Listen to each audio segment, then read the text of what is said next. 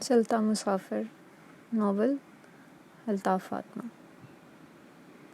انسان کے خارج کی کائنات نے کتنے رنگ بدلے ہیں۔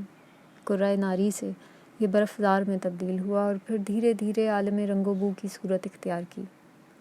عالم رنگ و بو کی منزل تک پہنچنے میں کتنے سکوت اور جمود کے عالم گزرے، اس پر سے صدیاں اور زمانے بیت گئے۔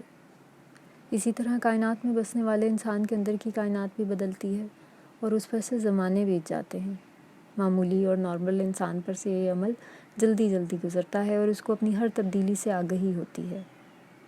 مزمل جیسے انسان پر یہ عمل دھیرے دھیرے جاری ہوتا ہے، اس لیے کہ وہ صاحب سلوک ہے، اور سلوک کی منزل ایک دو گام چل لینے کے بعد سر نہیں ہوتی۔ سلوک کی ہر راہ بڑی دشوار، کٹھن اور صبر آزما ہوتی ہے۔ ایک وقت ایسا بھی آتا ہے کہ صاحب سلوک اپنے عالم میں بالکل تنہا ہوتا ہے۔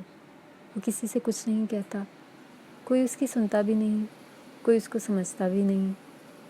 وہ الزام، تہمت اور بریت سے بے نیاز ہوتا ہے۔ وہ انبوہ میں بیٹھا تنہا اپنے سفر کی منزلیں سر کرتا ہے۔